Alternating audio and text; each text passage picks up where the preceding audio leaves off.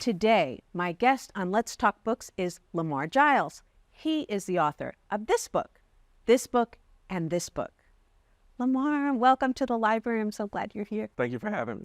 So one thing I do is ask everybody who comes on this show to book talk a book that they really love. So what'd you bring me today? I brought you It's the End of the World and I'm in My Bathing Suit by Justin A. Reynolds. And it's a book that's funny in a way conversations with your friends are when you're all together and you're having inside jokes. And the joke of this book is this kid, Eddie, had a plan to not do any laundry the entire summer. And so all he's got left is his bathing suit. And on the day his mom forces him to have to do all his stinky laundry, there's an apocalyptic event where everyone in the neighborhood disappears. So it's him and his friends going on an adventure to figure out what's going on, and all the time he's in swim trunks. Oh my gosh. I think I could get behind a plan, like not doing laundry for a whole summer. And I am very sure that I've had a situation where I have run out of clothes. Do you ever run out of clothes? I do run out of clothes. I would not execute Eddie's plan. It's a terrible plan, but sometimes on accident it happens. Well, you love terrible plans. I do love terrible plans. You put them in your books all the time, which is so fun in reading your work. So I want to ask you, just out of the gate, what turned you to writing when you were a kid? Like, did you always envision yourself as a writer? And if not, what sort of opened that idea for you? I did not envision myself as a writer. The thing that happened was in fourth grade, our teacher made us participate in a young authors competition where you get to write and illustrate your own book, which was mind-blowing to me because as a kid who went to the library every week, the names on the spines didn't seem like real people to me. So I didn't really understand that someone like me could write a book. But when this teacher gave me permission, I wrote a book called Giant Dinosaur Inside, which is about a kid who pulls a Godzilla-like creature out of a cereal box, and it goes on this rampage through the city. And I ended up winning the contest. And so it was the first time in my life that I was the best at anything in my grade. Like, there were better athletes and better students, but I'm the best writer. And that's something I latched on to. So you write middle grade, you write YA, you write contemporary stories like in Not So Pure and Simple, and you write fantasy horror. Is there a space, any one of those spaces that you feel the most comfortable in? Which one is your, for lack of a better term, favorite? I like a grounded thriller or mystery in terms of comfort because I feel like there are more tricks you can lean on to keep the reader hooked that you may not have when it's a contemporary realistic situation like Not So Pure and Simple, which is the book that took me the longest to write. But with a grounded thriller, you have the rules of reality to keep you in check, but you also have the ability to drop a twist in like, this person isn't who they really say they are, or there's another body, or so on and so on. So I find that's a sweet spot for me. It doesn't mean I don't like the other stuff. I just find that sometimes going into the other genres, I don't have the quick tool set that I'm used to in the thrillers. Something else that I think is really interesting about you is that you're a real comic book fan. So, and that has been true since you were a kid. So what role did comic books play in your life as a reader? Comic books were the first thing I read, even before I could understand words.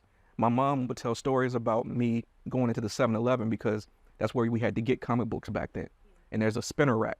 And she said I would point to the Spider-Man comics, even though I didn't understand the words. And, apparently you don't have to understand the words to get that Spider-Man is punching Dr. Octopus in the face. And those memories of those comic books led me to want to go to other illustrated things. So then it was picture books.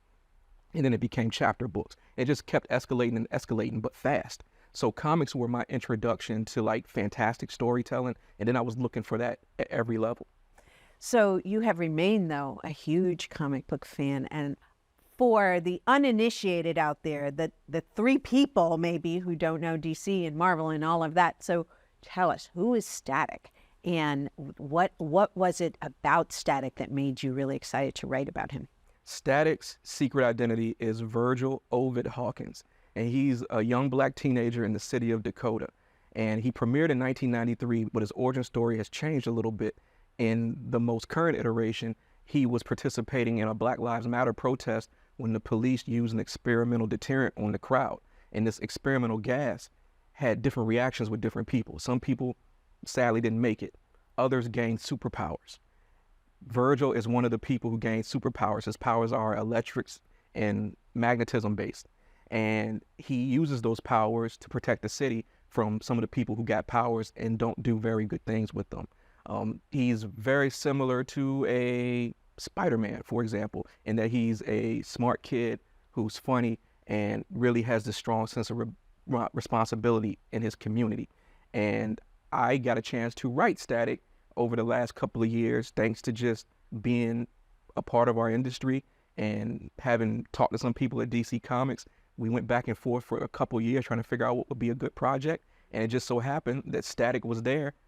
I told them how much I loved them when I first met them in '93. And they said, well, it's time to get better acquainted.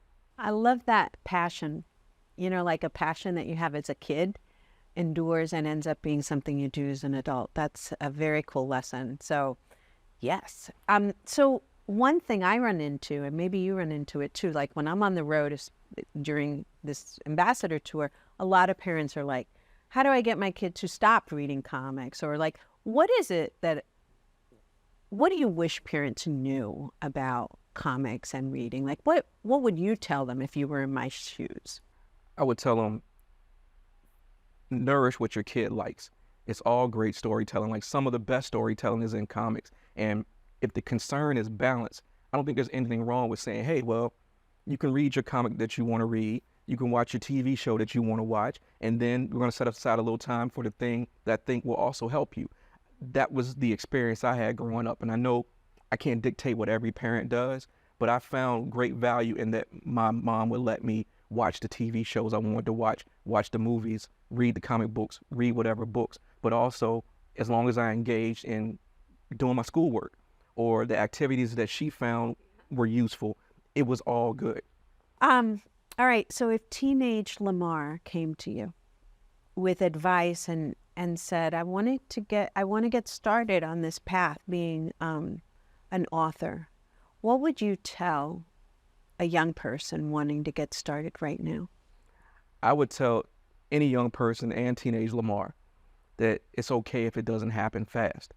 Because when I was starting to really get serious in my late teens, I had a very specific picture in mind. Stephen King was a big influence because those were the books I could get in my town. There's always a Stephen King book in the grocery store. Yeah. And so I started to learn all these things about him obsessively. And the thing I learned was he published Carrie when he was 26. So in my mind, I'm like, I have until 26. And if that doesn't happen, then I have failed. And it didn't happen when I was 26. Fortunately, by that time, I realized that that was an erroneous way of thinking.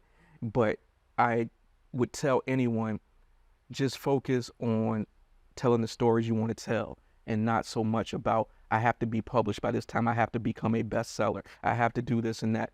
Focus on the craft first, the rest will come. Lamar, it has been so wonderful to have you here. Always. Great to talk to you, Meg. It's wonderful to be writing books in the time of Lamar Giles, and it's really wonderful to count you as a friend and a colleague. Thanks for coming today, my friend. Thank you for having me.